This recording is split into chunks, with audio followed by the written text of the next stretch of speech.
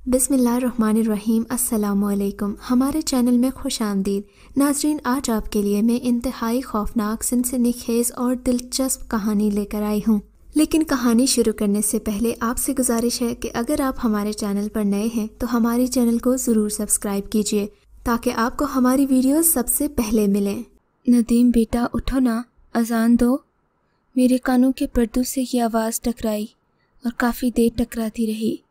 हालांकि ना तो मैं 5 वक्त का नमाजी हूँ, ना ही मैं मस्जिद का मुअज्जिन था। मैं तो बस एक आम सा लड़का था जिसे खेल कूद से गर्ज थी। दोस्तों के साथ घूमना फिरना अच्छा लगता था। मैं स्कूल से आते ही थोड़ी देर आराम करता और उठकर सीधा शाम को ग्राउंड की तरफ भाग जाता। दोस्तों के साथ खूब खेलता। जब दिल भर जाता तो घर वापस आता, वरना देर तक वहीं रहता। मेरी माँ बेचारी पीछे से अक्सर मुझे आवाज़ें देती रहती कि बेटा पढ़ा करो, इम्तिहान कैसे दोगे। लेकिन मैं इंतहाई दर्जे का लापरवाह और ज़िद्दी बेटा था। तभी आज सुबह सोते हुए मुझे ये आवाज़ आई तो मैं हैरान रह गया कि आखिर सुबह के वक्त ये कौन शख्स है जो मुझे अज़ान के लिए बुला रहा है। ये काम तो इमाम मस्जिद का है। मुझे तो शायद ठीक से अज़ान भी नहीं आती। और फिर उस वक्त घर में माँ सिवाय मेरी माँ के और कोई शख्स भी मौजूद नहीं था। इसीलिए मैं हड़बड़ाकर उठ बैठा। मैंने अपने कमरे में इधर उधर देखा, लेकिन मुझे कोई नज़र नहीं आया। फिर मैंने गुनूदगी के आलम में ही करवट बदली और दोबारा से सो गया। आज सुबह मुझे स्कूल से छुट्टी थी, सो मैं लेट उठा। उठते ही मुझे वही आवाज़ और वो मंजर याद आने लगा। मैं दिन भर ये बात सोचता रहा, लेकिन किसी से भी इस बात का जिक्र नहीं किया, क्योंकि शायद बच्चा समझकर मेरी बात को हमेशा नज़रअंदाज कर दिया जाता था। सो मैं अक्सर अब ऐसी बातें नहीं करता था। मेरे कमरे में एक खिड़की थी। इसके सामने से एक रास्ता गुजरता था, जहाँ से अक्सर औकात राहगीर चलते फिरते मुझे नज़र आते थे। हमारा इलाका तारीख़ी एतबार से एक नया आबाद शुदा इलाका था। हमारे इलाके की ज़मीनी साख्त ऐसी थी कि आंधी तूफ़ान जैसे सिलसिले चलते रहते थे। इससे पहले भी शदीद बारिशों के नतीजे में यहाँ एक बहुत बड़ा सैलाब आया था। लैंडस्लाइडिंग भी हुई थी, जिसकी वजह से पूरे का पूरा गांव पानी में डूब गया था। पूरे गांव में सिर्फ अल्लाह का घर यानी मस्जिद ही बची थी। ये मस्जिद बहुत पुरानी थी, इसीलिए आज भी इसकी इज्जत की जाती थी।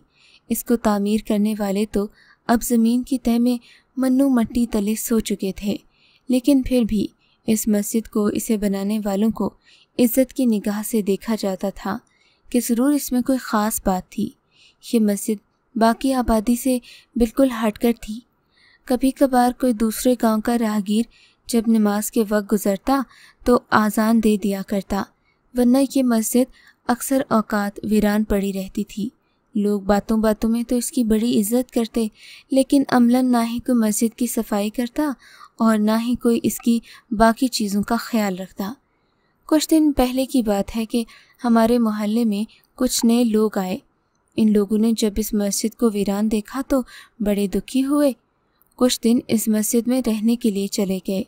पता चला कि इन बुज़ुर्गों ने मस्जिद की नए सिरे से सफाई की है, फ़र्श भी धोया है और पौधे भी लगाए हैं। कुछ दिन गुजरे थे कि उस मस्जिद से आज़ानों की आवाज़ आने लगी। आज़ान सुनने के बावजूद भी गांव के लोगों ने उस तरफ ध्यान नहीं दिया। कोई भी मस्जिद में नमाज़ पढ़ने नहीं गया। अलबत्ता वो लोग जो हमारे मोहल्ले में नए आए थे, वो रोज़ाना मस्जिद में बाजमात नमाज अदा करते। कई लोगों ने उन्हें नमाज़ पढ़ते देखा, इसलिए सब बड़े हैरान थे कि न जाने ये कौन लोग हैं, कहाँ से आए हैं। लेकिन वो सब अल्लाह के नेक बंदे थे। उनके चेहरों पर नूर फैला हुआ था। ये लोग सफ़ेद कुर्ते पहनते, हाथों में हमेशा तस्बीह उठाए रखते। हर वक्त इनकी ज़ुबानें अल्लाह के ज़िक्र से तर होती। कुछ दिन यहाँ रहने के बाद इन लोगों ने हमारे मोहल्ले के चंद मोतबर लोगों से मुलाकात की। जब शायद ये देखा होगा कि मोहल्ले में कोई भी दिलचस्पी नहीं ले रहा, तो ये लोग अपनी अगली मंजिल की तरफ रवाना हो गए। किसी ने इन बेचारों को खाने तक का नहीं पूछा। मस्जिद की हालत अलबत्ता जो कि तू रही। सफाई की वजह से कम से कम अब मस्जिद वीरान नहीं लगती थी। खैर, ये सब मैं आपको इसलिए बता रहा हूँ کہ میرے घर کے सामने गुजरने वाले रास्ते के साथ एक ऐसी जगह मौजूद थी जहाँ से मैंने इन्हें आते जाते देखा था। इसी वजह से मेरी इनसे अक्सर मतभेड़ होती रहती थी। वो अलग बात थी कि मैं इनसे कोई बात नहीं करता था। हमारे घर के साथ ही एक ऐसी जगह भी मौजूद थी जहाँ पर पड़े काले और पुराने पत्थरों की साख से लगता कि ये उजड़ा हुआ वीरान कब्रिस्तान है। पत्थर इस कदर बिखरे हुए थे कि लगता था कि ये कई बार अपनी जगहें तब्दील कर चुके हैं। बाकी कब्रें भी टूट फूट का शिकार थीं। कुछ के तो निशानात भी बाकी नहीं थे। गांव के लोगों का ख्याल था कि इस कब्रिस्तान में अक्सर इन्होंने किसी बूढ़े को आज़ान देते देखा है। मुझे बड़ी हैरत होती कि अगर ये नेक लोग थे तो फिर अल्लाह ने इनको नीस्त तो नाबूद क्यों किया, और अगर बद हैं तो फिर इनके कब्रों पर आज़ान देने कोई क्यों आता है। लोगों का ख्याल था कि यहाँ पर जिन्नात का बसेरा है। मैंने अपने घर में भी यही जिक्र होते पाया था। घर में मौजूद बुज़ुर्गों की किताबों से मैंने जिन्नात के चंद किस्से भी पढ़ रखे थे, लेकिन मैं इन बातों पर ज़्यादा यकीन नहीं रखता था। हकीकत में कभी हल्का सा शायबा तक नहीं हुआ कि ऐसा कोई मामला कब्रिस्तान के साथ भी है।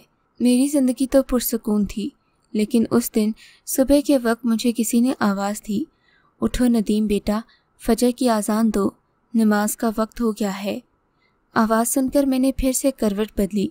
दोबारा नींद की गहरी वादी में खोने ही लगा था कि फिर से किसी ने गिरफ्तार और ऊंची आवाज़ में मुझे पुकारा, बेटा उठो, मस्जिद में फजर की आज़ान दो, इससे पहले कि तुम पर कोई भी आफत आए, तुम भी सुधर जाओ। ये आवाज़ सुनकर मैं तो अपने दिल तक लरस कर रह गया। नींद से फ़ौरन बेदार हुआ, उठकर इधर उधर देखने लगा, लेकिन उस वक्त कमरे में मुझे कोई भी नज़र नहीं आया। फिर कमरे में मौजूद खिड़की की तरफ नज़र पड़ी तो ये देखकर मेरे सर चकराने लगा कि वहाँ से एक सफ़ेद रंग की रोशनी जैसे अंदर आ रही थी। ये रोशनी इस कदर दूधिया और आंखों को चुंधिया देने वाली थी कि एक लम्हे के लिए मैं गड़बड़ा कर रह गया। मुझे लगा मैं कोई ख्वाब देख रहा हूँ या फिर खिड़की के बाहर अम्मा टॉर्च लेकर खड़ी हैं, लेकिन वो मुझे क्यों कुछ कहेंगी। इसी दौरान फिर से आवाज़ आई, बेटा जल्दी करो, अल्लाह के सामने खड़े होकर मांगने और अपने गुनाहों से तौबा का वक्त है, तुम हो के सो रहे हो। मैंने डरते डरते खिड़की खोली।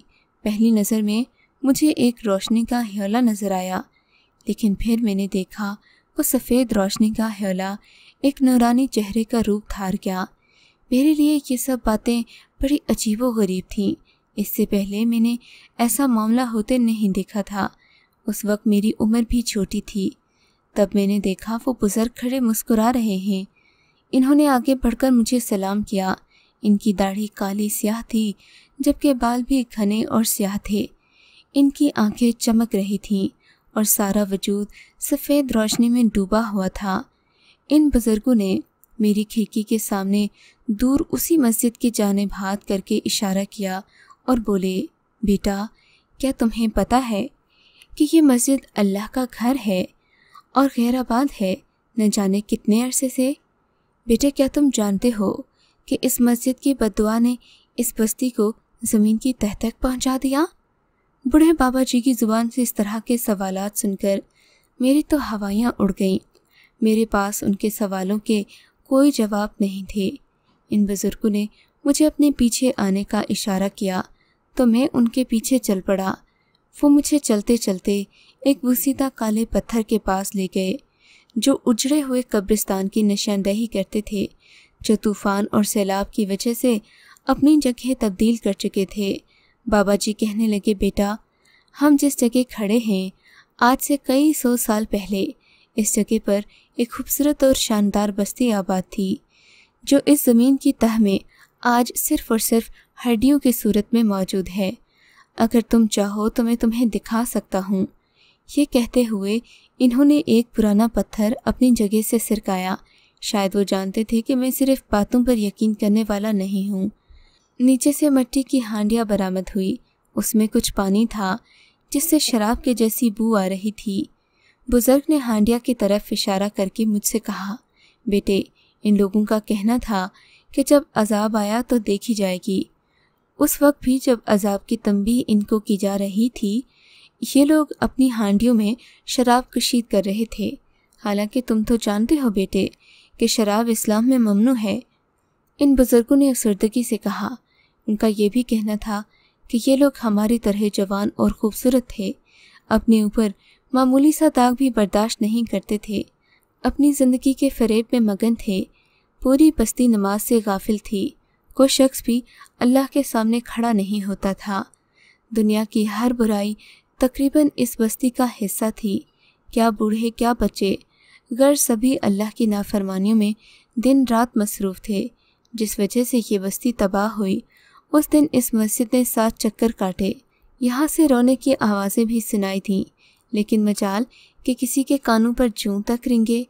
انہوں نے اس مسجد کی طرف اشارہ کر کے کہا، بیٹا تمہیں تو بخوبی معلوم ہے کہ 2 دن پہلے اس مسجد میں نیک لوگوں کی ایک جماعت آئی تھی۔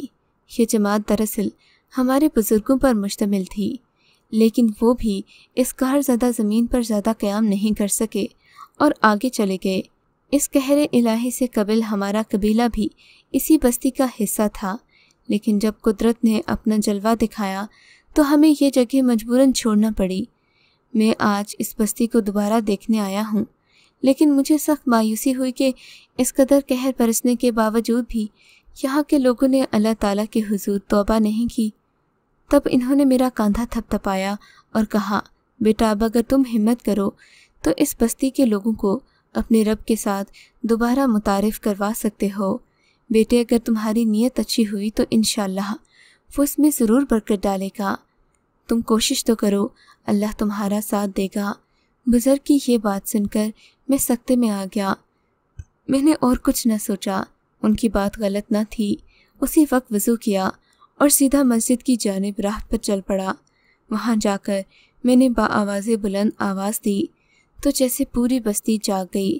مجھے لگا میری اذان سے بستی کے پرانے لوگوں کی روحیں زندہ ہو گئی ہوں، سب مجھے قابل ستائش نظروں سے دیکھ رہے ہوں۔ پھر حیرت انگیز طور پر تھوڑی ہی دیر کے بعد مسجد بھر گئی، بچے جوان سبھی جوک تر جوک مسجد میں آ رہے تھے۔ ہماری بستی کے اکلوتے حافظ قرآن نے ہمارے ساتھ امامت کے فرائض سر انجام دیے۔ نماز پڑھنے کے بعد میں نے پیچھے دیکھا، یہ دیکھ کر حیرت ہوئی کہ سب سے پچھلی صف میں وہ بزرگ بھی کھڑے مسکرا رہے تھے۔ نماز کا وقت تھا، میں نے جماعت کے لیے ان بزرگوں کو دعوت دی تھی، لیکن انہوں نے مجھے نماز پڑھنے کا اشارہ کیا۔ میں جو ہی نماز پڑھ کر فارغ ہوا تو دیکھا سارے مسجد کے نمازیوں کے چہرے آنسو سے تر تھے۔ ایسا لگتا تھا ساری بستی گندے کاموں سے توبہ کر چکی ہے۔ بستی کے سبھی لوگ مجھے رشک بھری نظروں سے دیکھ رہے تھے۔ جب سب لوگ چلے گئے تو وہ بزرگ میرے پاس آئے اور کہنے لگے، بیٹا آج کے بعد تم اس مسجد کے پیش امام ہو۔ لیکن میں نے ڈر کی وجہ سے کہا، میں بولتے ہوئے رک گیا۔ انہوں نے مجھ سے سوال کیا، اے نوجوان، آج تم نے جماعت کروانی ہے، کیا تمہیں اس میں کوئی شک ہے؟ میں نے کہا نہیں۔ بزرگ کہنے لگے، بیٹا اس بات کو سمجھ لو کہ اللہ کے کلام اور عبادت الہی میں بہت برکت ہے، تم یہ نیک کام جاری رکھو، انشاءاللہ تمہاری زندگی میں سبھی رکے ہوئے معاملات سلجھتے جائیں گے۔ انہوں نے نہ جانے میرے گلے کے اوپر دائیں ہاتھ کی 2 انگلیاں رکھ کر کیا پڑھا کہ میری زبان یکدم کھل گئی اور آواز پہلے سے زیادہ خوبصورت اور گہری ہو گئی۔ انہوں نے مجھے نیک اعمال جاری رکھنے کو تلقین کی۔ تب میں ان کی شخصیت سے متاثر ہو گیا۔ بابا جی آپ کا کیا تعارف ہے؟ میری بات سن کر وہ مسکرا کر بولے، بیٹے میں جنات کے ایک ایسے مبلغ خاندان سے ہوں جو اللہ کی زمین پر اللہ کا قانون چاہتا ہے۔ یہ زمین اسی کی ہے تو قانون بھی اسی کا ہو۔ جیسے انسان اللہ کے دین کی تبلیغ کرتے ہیں، ویسے ہی ہمارا حال بھی دین کی تبلیغ اور اشاعت کے معاملے میں یہی ہے۔ ہماری کوششیں بھی ایسی ہی ہیں۔ میری تو کوشش ہے، باقی برکت ڈالنے والا اللہ ہے۔ بزرگوں نے مجھے اپنا نام بھی بتایا، پھر ایک وظیفہ بھی سکھایا۔ میں کسی پر ان بزرگوں کا نام ظاہر نہیں کر سکتا، البتہ انہوں نے مجھے اتنا ضرور کہا تھا کہ اگر زندگی میں تمہیں کبھی بھی دوبارہ مدد کی ضرورت ہو تو تم یہ وظیفہ پڑھنے کے بعد میرا نام لینا، میں تمہارے پاس آ جاؤں گا اور تمہاری مدد کروں گا۔ ان کی یہ ساری بات سننے کے بعد میں تو چونک کر رہ گیا۔ میں نے وعدہ کیا کہ اپنی پوری زندگی اس نیک کام کے لیے وقف کروں گا۔ میرا ارادہ اور نیت سن کر وہ بزرگ بے حد خوش ہوئے، مجھے سلام کیا اور پھر یکدم زور کی آندھی چلی جس کی وجہ سے مسجد کی کھڑکیاں اور دروازے کھل گئے۔ میں نے دیکھا وہ بزرگ اچانک وہاں سے غائب ہو گئے۔ میں نے اٹھ کر آس پاس انہیں دیکھا، ڈھونڈنا چاہا کہ کہیں ایسا تو نہیں میں کوئی خواب دیکھ رہا تھا، لیکن ایسا ہرگز نہیں تھا۔ یہ خواب نہیں، یہ ایک حقیقت تھی۔